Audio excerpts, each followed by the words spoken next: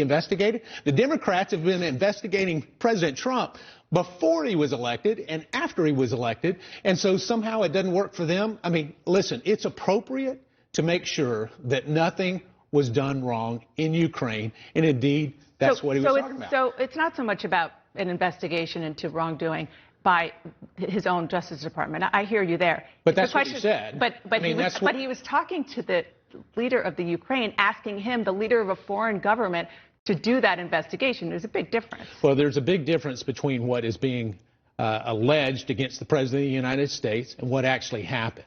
Because this all comes down, Dana, you know, to foreign aid being withheld.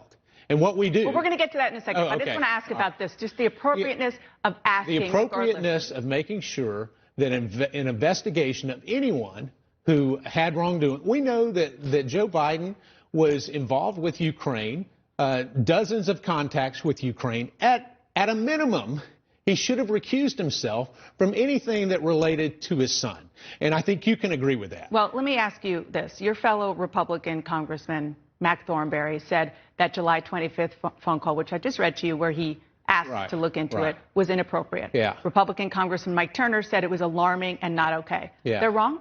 They are wrong. Listen, with all due respect to my two colleagues, I was in the deposition over 100 hours. And as myself, Jim Jordan, Adam Schiff are the only three that I know of that actually attended everything. And when you look at the context of that, when you look at actually what happened, let's talk to Ambassador Volker, who knows more than anyone else what happened and what didn't happen, and yet somehow they want to dismiss this? Or let's go to President Zelensky. Are you saying that he's lying, that somehow he, when we look at that somehow President Zelensky of Ukraine is saying that he wasn't pressured, that somehow he's lying? I mean, he didn't exactly say that. No, and he did. A lot He of people, said it twice, and a lot of Dana. people testified. I mean, people can Google it. You know, people listen, testified. You're a good journalist. Thank you. But let's stick with the facts. We're cherry picking exactly what he said. But I want to focus. Just one of the things that you mentioned. You mentioned on Volker. Right. I know you somebody you have a lot of respect for. Sure. He said he, meaning Biden, was executing U.S. policy at the time that was widely understood internationally to be the right policy. Right. He defended Biden. In terms of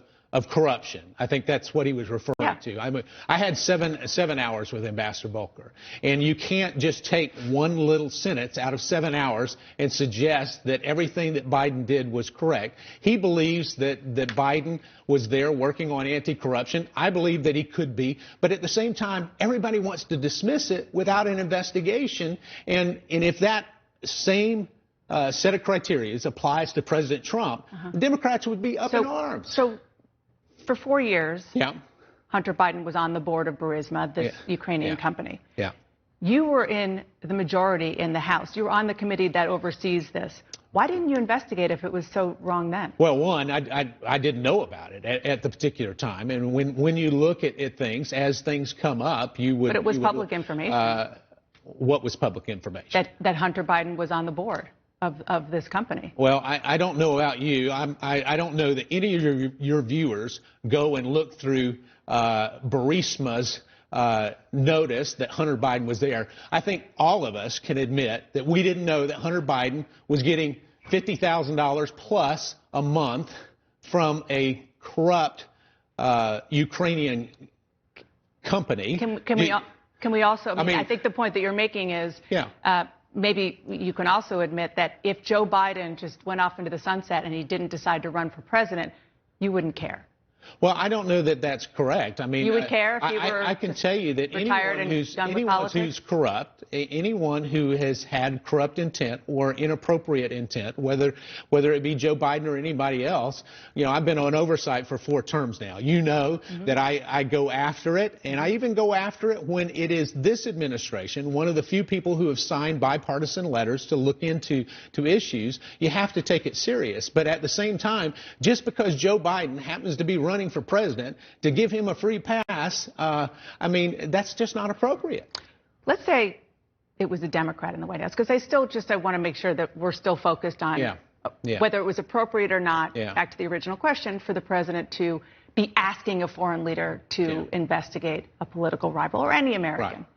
Let's say it was a Democrat in the White House. Let's say President Elizabeth Warren, President Joe Biden, Pete Buttigieg, pick your Democratic candidate, were to say to a foreign leader, please investigate my top Republican rival. You'd be totally fine with that? Well, I can tell you that when we're talking about investigations, coordinating with the Attorney General, it is appropriate. And we have actually Democrat senators who have done just that, Dana. You know that there was a letter from 2 Democrat senators who actually reached out to Ukraine and said, we need to make sure that you cooperate with the Mueller investigation. Is that not a Democrat asking a foreign country and even intimated about aid? So here's the issue. You'd be okay with it? I would be okay with that. Certainly. I mean, when we look at that, we have agreements with foreign countries that say if you deal with the appropriate people, and in this case, it would be the Attorney General of the United States. If you deal with the appropriate people, then certainly having those coordinations on investigations would be appropriate. The president's personal lawyer, Rudy Giuliani, traveled overseas this week. He went to Ukraine. Right. And he's saying very openly that he's trying to prove unfounded allegations against the Bidens. President Trump said yesterday that he wants Giuliani to go to Congress and to talk about what he found. Are you comfortable with what Rudy Giuliani is doing? Listen, when we look at Rudy Giuliani and what has been said about what he's done and what he's not done, I don't know everything that Rudy Giuliani has done. If he is finding something that is inappropriate, should he bring that to Congress? Yes. I assume that Adam Schiff and Jerry Nadler would want to hear that if it was inappropriate, because they've been talking about how they have this blindfold on as it relates to President Trump, which I don't agree with. But they believe that they have this blindfold on, that they want to root out anything that's wrong. So why would you have a problem with that? No, I'm asking you. I mean, because there are Republicans who I've talked to, I'm sure you have too, who are not comfortable with the role that Giuliani is playing right now. Well, listen, I don't know of any role that Rudy Giuliani is playing on behalf of the President of the United States. I think he's over there as a citizen. I think part of that is probably trying to clear his name. But he's the President's personal attorney. He is the President's personal attorney, but I don't know that he's over there at the President's direction. In fact, I would suggest that he's not. At the same time, when we start to look at this, this all boils down to one thing, Dana. The Democrats are looking at a partisan impeachment of the President of the United States. We see this. You're going to have Jerry on in just a few minutes. So why don't you ask him this question?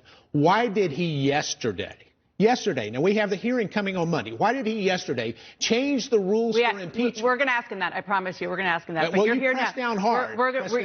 You're here now. Yeah. Just the final button on this Giuliani question, because this is kind of how this whole thing started, with the president, and you had, appointees, civil servants going and testifying, saying it was shadow diplomacy and it messed up the regular. This didn't start. This started with a partisan attack on the President of the United States based on a phone call where there was probably 30 people overhearing a phone call and then leaking it to a whistleblower who then came out and they put together a narrative that tried to fit the facts. Well, it was That's based where on, it started. and the fact that he allegedly held up, and he says it in this phone call, aid in exchange. No, he didn't say it in that phone call. Aid is never mentioned. There's 4 facts that don't change. Aid was never mentioned in the phone call, Dana. Have the people go online and reach it. When we looked at that, when the phone call happened, they didn't even know that the aid was being withheld. That is contradicted by testimony by Laura Cooper. No, Laura Cooper said they got an email asking a general and about others aid. said that Listen, I know these facts better than anyone else. I promise you. Is there anything about aid in that phone call? He talked about assistance. No, yes or no? He talked about assistance. Dana, there's not anything about aid. You know that. Last question. Tell the people the truth. Because we're running out of time. First of all, that's not true, but I don't want to continue to have a debate with you. Will any Republican vote yes on it? Not based on the facts that we've seen so far. In fact, I think, if anything, there's more pressure on the Democrats to come along and vote to exonerate the president in the House. Congressman Mark Meadows, thank you. Thank you, Dave. Appreciate it. And coming up next, I will talk to